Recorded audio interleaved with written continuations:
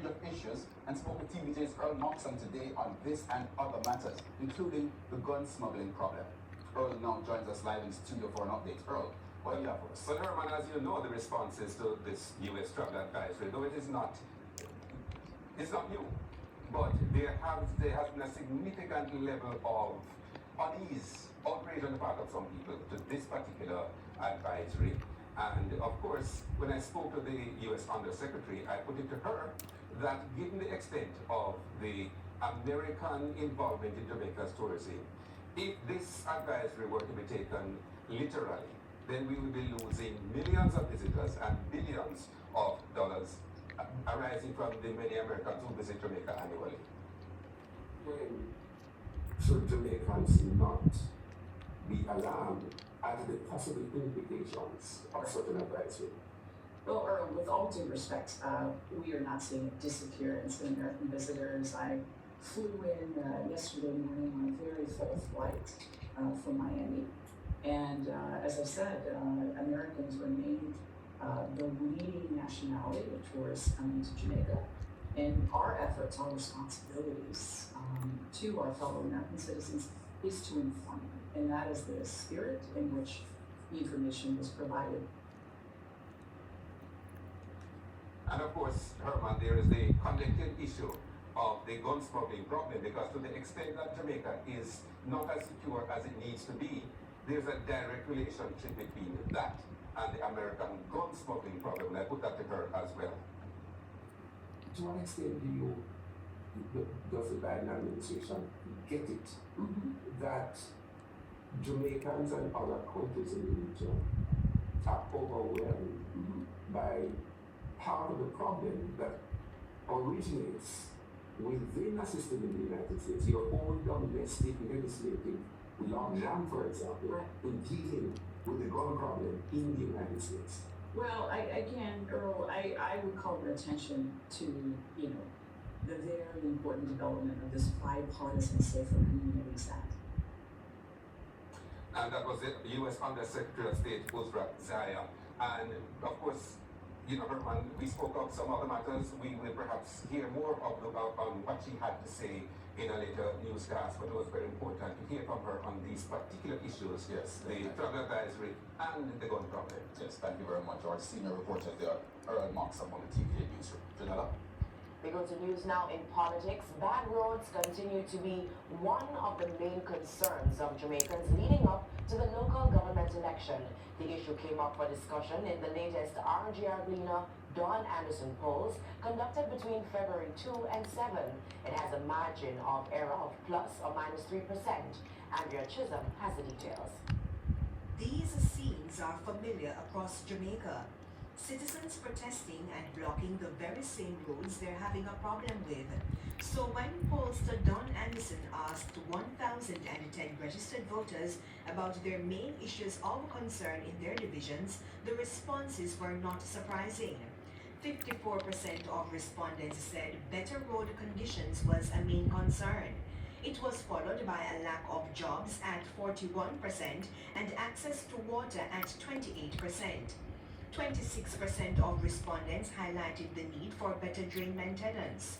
Other issues: better garbage collection, crime and violence, inadequate street lights, lack of a community center, a better health system, and housing solutions.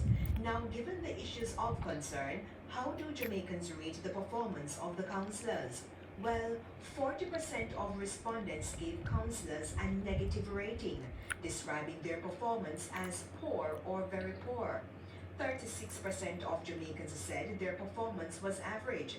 15% said good, and 9% very good. Now, some are of the view that a collaborative approach is needed between members of parliament, councillors, and by extension municipal corporations to address local issues. So the question was asked, do you feel that a good relationship exists between the MPs and the councils? 46% of respondents are not sure, indicating they do not have enough information on the matter. 28% said no, the relationship is not good, and 26% said a good relationship exists between MPs and the councils. Andrea Chisholm, TVJ News. There are concerns this evening about the focus of the campaign leading to the local government election. Some pundits argue that it appears less about issues at the municipal level and more about national matters. The February 26th local government election is shaping up to be major. Pundits say that's not because of a greater interest in councillor candidates or the responsibilities of municipal corporations, but because of a major focus on party leaders and MPs. Since nomination day, both JLP leader Andrew Holness and PNP president Mark Golding have been touring the country on the campaign. They have led party meetings, sometimes throwing jabs at each other. Andrew Holness is running around the country, spewing out promises like him a running belly, and he's not going to deliver any of them. The bottom drop off the clocks. The time for a new government under the People's National Party, and the beginning of the end of the Labour Party starts on the 26th. Such man has converted this into a general election. We are filling the town square of Port Antonio for a local government election.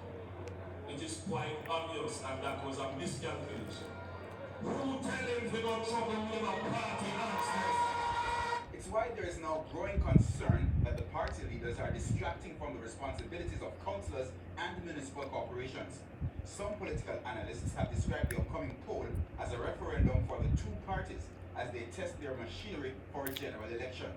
But Executive Director of Jamaicans for Justice, Michael Jackson, says this robs residents of the chance to have the best candidate to address local issues. It cannot be seen as a referendum in a general election sense because it takes away from the importance of local government. It takes away from the importance of the issues that we mentioned, the need for support in the community, primary health care, health and sanitation levels within your market, the matter of vending, environmental impact assessment. When you focus on the general election approach, you get a sense of whether or not you can win your seat to parliament. It's a disservice to Jamaican people. In addition to throwing jabs, the PNP has also used the campaign to introduce candidates for the general election. The JLP has used the platform to boast of major projects, including the highway project in St. Thomas. The JFJ is calling for the campaigning approach to be changed to one that educates the electorate about the local government process and what the candidates will bring to that level of governance, which in effect should see more people being interested and willing to participate in the process. So primetime news follow-up now. It was an emotional night as Prime Minister Andrew Holness paid a visit to the woman who lost her leg in a Jamaica Labour Party motorcade on nomination day. Mr. Holness assured the woman that he, along with Member of Parliament for St. Thomas Weston, James Robertson, would assist her and her family. Ramada Lyons reports. I was hoping that I would have met you under much different circumstances. The circumstances now? No, a visit from the Prime Minister that she expected. Valerie Bruce lost her leg in a political motorcade in St. Thomas on nomination day. Family and friends surrounding her and her wheelchair close by. The mother of three recalled the moments leading up to the life-changing incident. When we were in an instant car, the driver pulled back because it's straight and still line. So he pulled back, make the car walk. And then like him holding this on the side of the place. Oh, and I tear down the stones. Right. The stones, she said, collapsed on her leg, severing it from her body. A former employee of the National Solid Waste Management Authority, Miss Bruce occasionally raises chickens. Her mobility, she admits, will now be affected, but emotionally, she maintains. Still. She has several appointments ahead, and after assessments, Mr. Holness assured her that If the doctors assess that you can use a prosthetic, most definitely we'll be able to assist with that. Right? The government has a program where they do help persons who are in need of prosthetic legs. So we will make sure that that is dealt with. Again, Ms. Bruce said the incident was not because of recklessness, neither on her part nor the driver's. And it wasn't due to any, careless driving or nothing like that.